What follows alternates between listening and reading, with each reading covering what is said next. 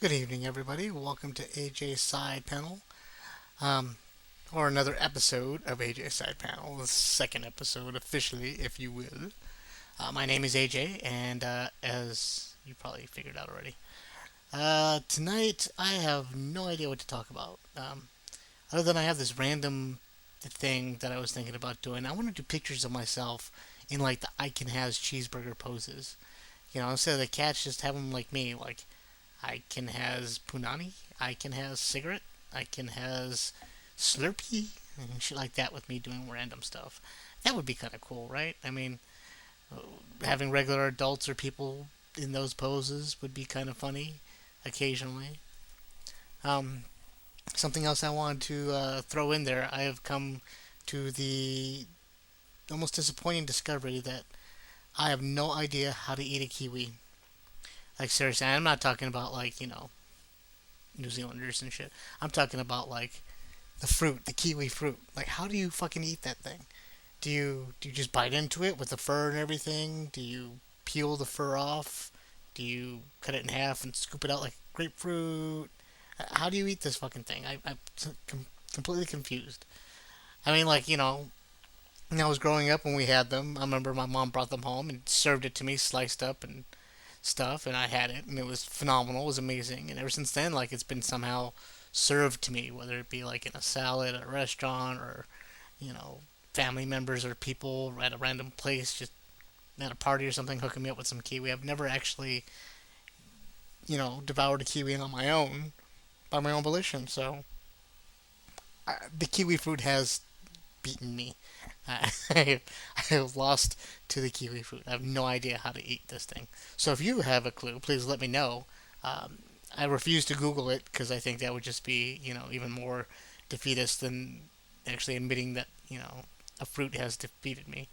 So if you have an idea, please let me know, and I'm down to like learn and try it. I realized the other night how hungry I was. I went into my kitchen, saw we had some kiwi, and was like, "Ooh, kiwi! I love kiwi. How do I eat it?"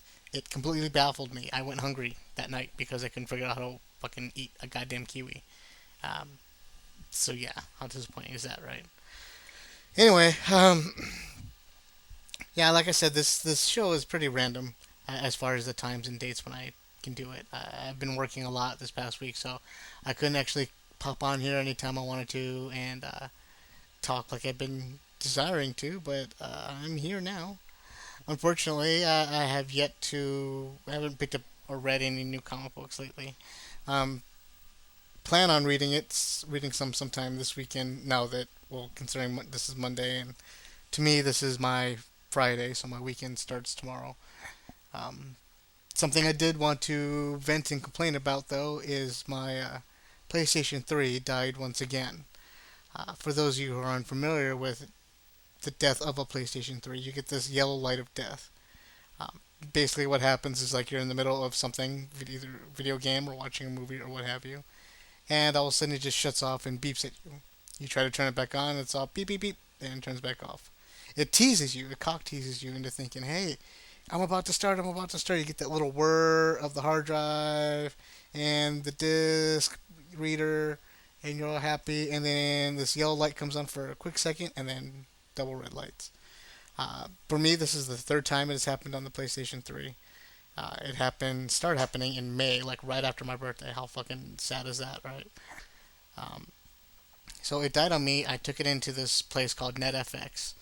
It's in Fontana, and I'm in Redlands, California. For those of you who don't know, so it's in Fontana, California, which is about 20 miles away.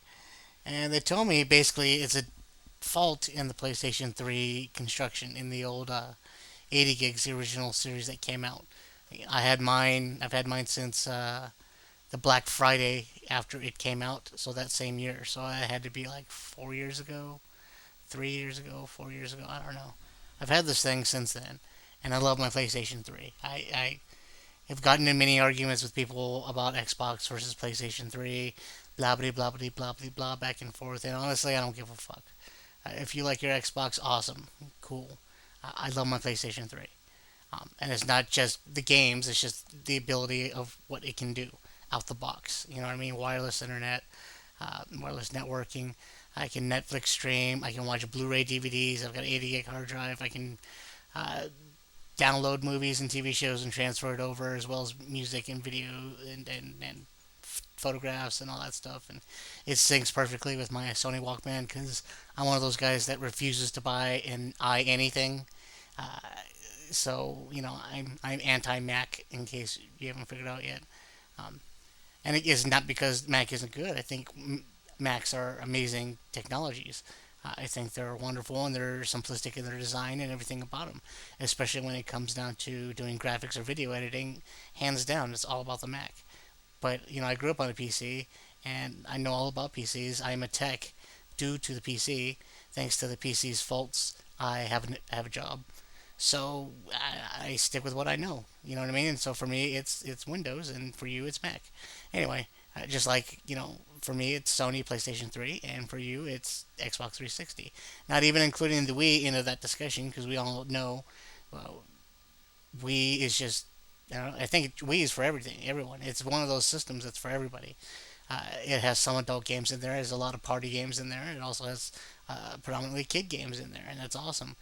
If it could play my Blu-ray DVDs, I'd fucking be down for it. And the same with the 360. If it can play my Blu-ray DVDs, awesome, cool. But neither of them can, so I got a PlayStation 3. Anyway, I've been Sony's bitch for years. I used to work for Sony, so that should tell you something. They brainwashed me. Anyway, back to the Yellow Light of Death. Well, my refusal to buy anything, I just don't do it. I don't buy the iPhone. Too many DRM issues. Too much. I hate AT&T as a service provider. Shit like that. I don't buy an iPod because I don't know. They're just too trendy for my taste. And again, I'm Sony's bitch, so I bought a Sony Walkman with a 16 gig storage capacity, and it syncs up perfectly with my PlayStation 3 and my stereo and everything else I have. So I love it. Um, and I love my PlayStation 3, but this is the third time that it's yellow lighted. And basically, what happened with Sony PlayStation 3, the 80 gig, the original models, some of them came out with a faulty heat sink. And what happens is that the heat sink gets so hot that it melts the gel that has electrical cords that connect to the motherboard. And when that gel melts, it overheats. The PlayStation 3 recognizes that, and it just shuts itself off to prevent any added damage to it. Um, so it's normal fault in everybody's system will eventually get there depending on the amount of use they put through. Me, I use my PlayStation 3 12 hours a day. When I'm not working, when I am working, it's on during the time I'm not working and not sleeping. So I'm always using it. Um, Not just for video games, but for video watching, everything, because it just enhances everything. It just makes simplicity for me. So I love it. And this is the third time it died. The first time, they replaced it. Fixed the faulty part and what have you. Said that it looks good to go. There was no other damage with it. I was happy. Second time it happened, I took it down there and they fixed it, and they noticed that the power supply was overheating, and because of the power supply overheating, it was added more heat into the unit and causing that gel to melt, and then to replace it some more. Um, they warned me that I would need to replace either the power supply or something should it happen again. Now, the awesome thing about this place that I take my Sony PlayStation 3 to is that they offer you a 90-day warranty. So any damage that happens to it after they do the original work within the 90 days, they fix for free. So first time I paid the $75 to have them repair it. Second time he gave me that heads up, repaired it for free. Third time it's in there now, he is repairing it for free, and he's trying to use a different screw set uh, to mount the heatsink again. Uh, this way, giving more space inside to allow for more air to come through and keep the unit cool. He says if it doesn't work, then they'll have to replace the power supply. It's a $20 part. It's not no big deal. It's as long as it happens under warranty. That's all I'll ever have to pay. Anyway, so my PlayStation 3 is in the shop, and it's breaking my heart. It's one of those things where you don't realize you use it until it's gone. Never know what you've loved. Never know what you've lost until it's gone. Right. So my PlayStation 3 is in the shop, and I miss it. I'm having to stream my TVs and movie shows and stuff like that via my secondary monitor, which is my TV, but it's still kind of a hassle. Luckily enough, I have a Google phone, the Droid, so I have this program called Gmote, and what it does is it turns your Droid phone into a remote control to access your computer, all the media files on your computer and such. It also turns the Droid into a touchpad, uh, so that I can get a stylus and use it for like um, like you would a Wacom or something to do line and ink work and artwork and stuff. The Droid, I mean Google Android OS is phenomenal to me, and I love them. And I am now Google's bitch as well.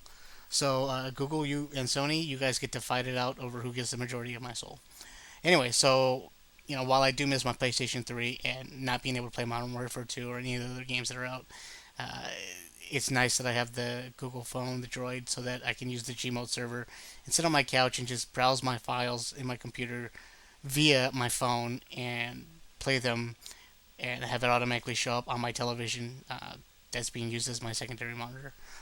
So, in case you haven't wondered, again, I state that, PCs, because I've been working on PCs, that's what I do. So, uh, I was able to discover this stuff and play with it and have a blast with it.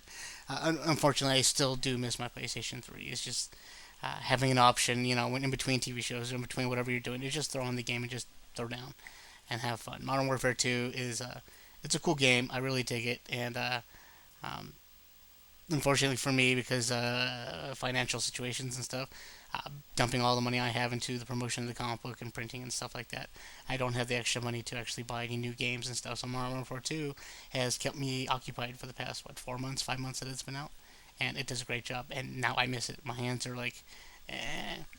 The funny thing, for those of you who play games like Modern Warfare 2, uh, or any first-person shooter, something like that, you may not notice this, but your eyes get used to moving with such ferocity and speed that when, like for me, example, when I play over an hour of the game, I'll say hour, maybe 2 hours of the game, I have to stop playing the game 1 hour before I go to sleep. Otherwise, I'll go to sleep and my eyes will still be moving in that capacity with that speed and such, almost like a nervous twitch. So I have to stop playing at least an hour before I go to sleep, watch a little TV, something like that. Calm my eyes down to get them used to not needing to move that fast because there's so much going on in the game, so much detail that you really need to like be aware of your surroundings and everything that's happening. I find a lot of people, a lot of players that don't play that well, uh, it's because they have that problem. And doing the hand-eye coordination at that time, same time too, so your hands and your eyes are moving. In any first-person shooter game, it's like that. Um, so I find like during these lapses of playing, when my PlayStation 3 is in the shop, that when I do get it back, it takes me like a day or so for my eyes to get back to moving in such a manner for me to get my game back, get my groove back. So it's weird to think about it that you know it's that effective on you that you're having such an effect toward it's having such an effect toward you, not just mentally and emotionally, but physically as well. Kind of creepy when you think about it. Though at the same time, because my eyes do move that fast, it makes me for a hell of a lot better of a driver than you. Uh, but I'm just saying. So yeah, there you have it. I miss my PS3. I'm just been sitting here working my ass off, and also bored off my ass at the same time when I do come home. Um, yeah, work hours are pretty sporadic in there, so it's hard to keep a steady schedule uh, and devote any real time to anything. So yeah, I don't want to bore you guys too much tonight. I've only got about a minute left on this show because I promised everybody it would be 15 minutes. I do want to remind everybody that we're all heading down to the Edwards Ontario Theatre, AMC, or no, Edwards, yeah, I'm sorry, Edwards Ontario Theatre this Wednesday night for the midnight showing of Avatar: The Last Airbender. If you haven't had a chance to sign up on Facebook or find me on Facebook, it's AJ Herrera at Facebook. You can look up Forbidden Panel and find either the actual news site or my personal Facebook and hop on board to the event that I've created for the showing. Um, there's still a debate as to whether or not we want to see the 3D version or the standard version. I don't think it really matters at this point. I think it might be awesome to see it 3D, but come midnight, we might be a little too tired to be watching that kind of stuff. So yeah, let me know if you want to go because we would love to have you. And having said that, I want to thank everybody for tuning in. Please head over to the store and buy some of our comic books because this fat guy's hungry. And with that, thanks again for tuning in to AJ Side Panel. I will show up at some point in time. Good night.